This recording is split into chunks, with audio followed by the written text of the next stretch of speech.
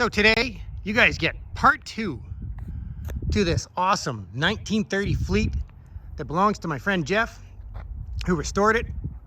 And we are now on the ground. So we're gonna do a little walk around with Jeff and learn all about this thing. And I'm sure a lot of you guys have a lot to say about these things. You guys have a ton of knowledge, and I wanna thank you for all your awesome comments you've been leaving on the channel. So let's get into it.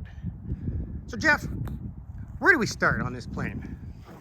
Well, it was built in Buffalo, New York in April 1930, and in those days, in the Depression, they basically got pilots that were maybe down and out, and they would deliver the airplane from the factory to the customer, give them an SO roadmap, a couple of bucks for gas, and they would take off and deliver the airplane. And in this case, the person that bought this airplane in May of 1930 lived in southern Texas.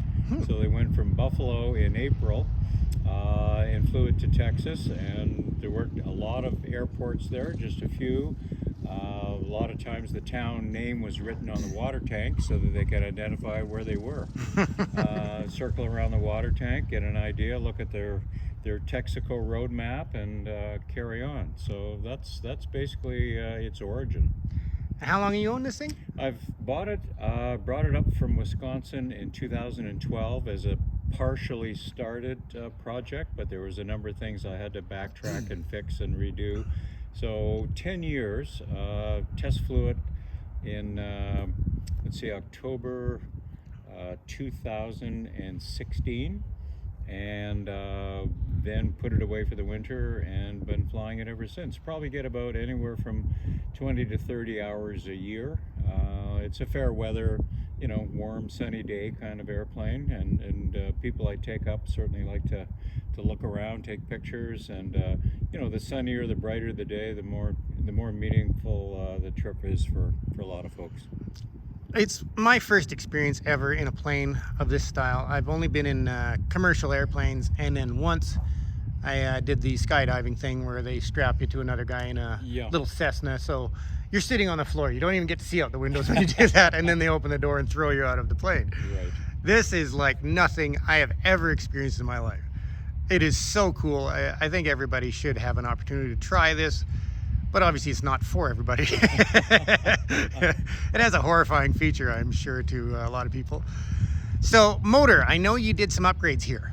Well, the engine initially the airplane initially came out of the factory with a 100 horsepower Kinner 5-cylinder radial. And through its evolution and with the logbooks and information I have in the history of the airplane, it went eventually to 125 horse in the 40s, and then in the 50s 160 horse, and this is now the second 160 horse. When I had it rebuilt, there's a lot of upgrades you can put in to sort of modernize the engine in terms of using the higher octane fuels. So it has solid billet pistons, an extra oil ring in the pistons. It's got Stellite valve guides and sodium filled valves to keep the valve train cool, and keep it the metallurgy oriented to the higher octane, higher temperature operations. And then you did some modifications on the side with the louvers to help cool this thing off. Well, because it's a larger engine and it still has the smaller or there's a fairly tight engine compartment, it generated that much more heat. So this year I cut out the center part of the engine panel and had louvers punched into a 60 thou aluminum, and that has brought the temperature down about 10 degrees. No kidding. So it's worked out really well. So how much flying time do you have in this thing? Since restoration, Aaron, I have just under 200 hours of piloting command, and it has its own particular flight characteristics based on being a biplane and narrow landing gear and a few other things. So it takes a fair bit of practice with landing and orienting yourself with the lack of forward visibility, but after a while it becomes quite natural. So just under 200 hours. You found that interesting that when we're landing, and I got to lean to the right so that you can see. Yeah, we do have a large cylinder, that's cylinder number 1, that sticks right up, and with the addition of a passenger, it makes forward visibility a little tricky. So I ask right on final, just prior to landing, that the passenger maybe just lean to the right so I can maximize whatever visibility I have between the cylinder and the nose slowly going up to get into the landing configuration. But getting quite comfortable with it. Yeah, we're getting to know each other quite well. The radial design is really interesting to me. It's I just learned about it from you, and then I saw that Antonov with the 9-cylinder down the runway. It's just truly amazing to me because I'm a car guy, so I'm used to just strict V8s. Yep. It's all I'm used to. Yeah. And the oiling characteristics of it are definitely appealing, while they may be a negative to a lot of people. I just like learning about it because the old designs are just amazing, that what people could come up with without computers. Yes. Yeah. All right, I just got on the ground from riding in this thing, so I'm a little in awe and trying to remember what I want to talk about on this thing with Jeff. So, I was actually noticing how you steer this thing from the back with the one wheel. I did not notice that in our first feature. That is it. Just that one little wheel and the flap is what steers this entire plane when you're... Well, all tailwheel airplanes have a steerable tailwheel, and it is connected with springs and a steering arm to the rudder. So when you operate the rudder with the rudder pedals, then the springs just gently pull the tailwheel into the direction of where you want it, so that there's no direct strain on the rudder, and so that's why you need the springs. But yeah, you steer it with your rudder pedals to keep it straight. And how much does it weigh? Just under 1,300 pounds empty, and full gross would be, I could carry legally up to 1,820 pounds, which would be full fuel with 24 US gallons, 2 people, full oil, and still be under 1,820. No kidding. And the fuel tank's up in the wings, right above where I was sitting. Correct. It's now it's because it's still the same fuel tank size as the 100-horse engine, which used 7 gallons an hour. This uses almost 10 gallons an hour, so it has shortened the duration and shortened the distances you can fly to a certain degree. But I can probably fly just under 2 hours. Okay. Which, in an open cockpit environment with wind and noise and 2 hours that's plenty. You want to be on the ground. Yeah. You know. And what color is this? This is Tennessee Red and Diana Cream. Pretty standard colors. Right, Diana Cream. I remember that. Actually, this is not out of the can Diana Cream. It's been modified and lightened up. Diana Cream has more of an orangey tone. This has been lightened up and custom mixed by the fellows that painted it here on the field.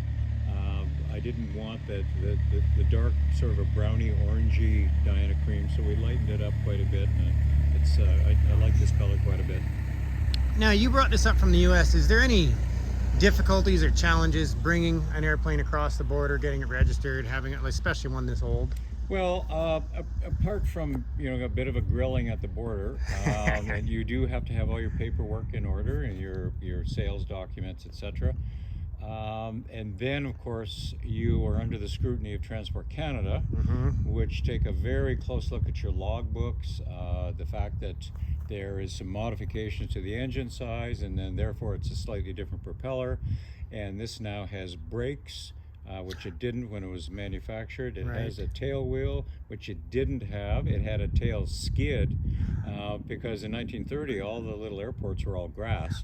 So they used a tail skid, and that basically dug into the grass after you landed and actually helped your braking. I guess it does, yeah. But there was engineered paperwork on all the changes, and the fellow that I got it from was an engineer, and he was meticulous with the paperwork. So after a trial flight and a little back and forth with Transport Canada, it was signed off, and I've got the registration, CF BBF, as opposed to the American N number. So it's a certified. It's in the certified class. In the States, it's called standard, which means it needs to be rigorously inspected every year. It's called an annual, and all the flight controls and just to safety it every year. So a standard category or certified is a lot more under scrutiny than something like would be experimental or home built or something like that. So it's regularly looked after. I've had a few gentlemen comment on the channel about bringing Canadian planes to the US and saying that it was almost just not even worth it. Way too difficult. I don't know if there's a difference going back to that country or not. Anything that was manufactured in the States is basically welcome back into the States. As long as, again, the paperwork, there's been no drastic modifications that aren't authenticated with paperwork. And it's really, the border is fluid with certified airplanes. You get into a little bit more scrutiny, I think, with experimental, home built, that sort of thing. Got it. That is a little more closely monitored, but if all your ducks are in a row in terms of your paperwork, a certified airplane between here in the States or vice versa, it's a daily occurrence. It's really not a big deal. And if you're sourcing parts for this? I have joined the International Fleet Club, and there's a network of folks that obviously still have these airplanes. The Model 2 from 29 to 30, I believe, maybe even to 31. I think right now there's maybe about 12 flying in North America. This is the only Model 2 in Canada. So there are parts around, but you do have to network in order to own one of these, to phone somebody and say, hey, listen, how did you do this? Or do you have one of those? No, I don't, but here's a number, maybe you can try. And that's sort of how it all goes around. But you do need a community of like-minded people to be successful in maintaining this. Mm. And the prop is just amazing to me. Is there anything special about that? Well, they're custom made by Sense&Each, which is a decades-old company in the States that I think started making propellers in the 30s, and it's still the same techniques, though I believe they're probably using CNC to computer equipment in order to get it to pretty much a rough stage, and then it's hand done for the finish, the completion, the brass leading and edge and tips, and the finishing. And they still use resorcinol glue, which was used in the 30s and 40s. They haven't changed that because really it's one of the few adhesives now that are actually approved by the FAA in the States. And so it's made in very traditional one-off. So when you want a propeller for this type of engine in an airplane, they make just one. And it could be 3 to 4 months. See, every time I do this with you, I literally walk away feeling more intelligent. I learned so much from you. I can't remember, what is this fabric that the wings are made of? The fabric is basically a standard covering material that everyone in a tube and fabric aircraft would use. It's a Seconite. There's various brands from polyfiber to 3 or 4 different brands. Essentially, it's all the same. It's a form of Dacron, and it is attached with specified adhesives and then shrunk with an iron until it's tight as a drum. And then there's various fillers, weave fillers, and primers, and then the top color coats. So that's why if you step in the wrong spot, it's $10,000 mistake, because the whole thing has to be redone. The wing has to come off, and depending on the extent of the damage, it can either be done in situ, but it would be a pretty painful thing because the patch would be fairly obvious. One of the things I noticed, because when I'm sitting in front of you, is you start getting comfortable looking around as you're flying around, and then you'll feel something move because all the controls that are up front, and you accidentally touch something and it just throws you right off. You think, oh crap, I'm going to mess something up.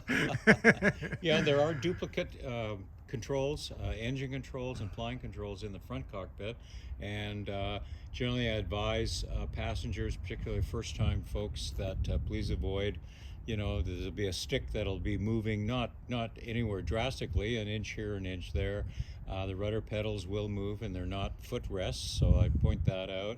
The engine controls are off limits, of course, to the passenger. So once you have that briefing, which is a requirement really of new passengers in any airplane, the pilot in command needs to give a briefing to that's basically predicated to the safety of the passenger, safety of the airplane, and so that everybody can have a kind of a worry-free flight. I should probably do a little walk over and let our viewers see inside in case they didn't watch the actual flying video. And Jeff is also restoring another airplane right now. Right? It's a 1934 Fairchild, is that correct? Yes, the one that the current project, 1934 Fairchild, yes. Which we will be doing a feature on one day. But there you go, you guys. You got to ride in the oldest running airplane in Canada with us. So thank you, Jeff. Thank you for that awesome experience. It's one of the the rarest experience you can even describe. It's not something I can explain to people. To ride in this thing and to feel all the air in your face, it's not like getting on a motorcycle. No, it's like riding in a canoe with wings. Yeah, and it's the unique thing is it's in 3 dimensions. It's an exhilarating feeling, and landing, I think, was the weirdest feeling. You're just floating, and next thing you know, you're on the ground. It's hard to describe, but it was truly amazing. Thank you, Jeff. You're most welcome. And thank you for watching.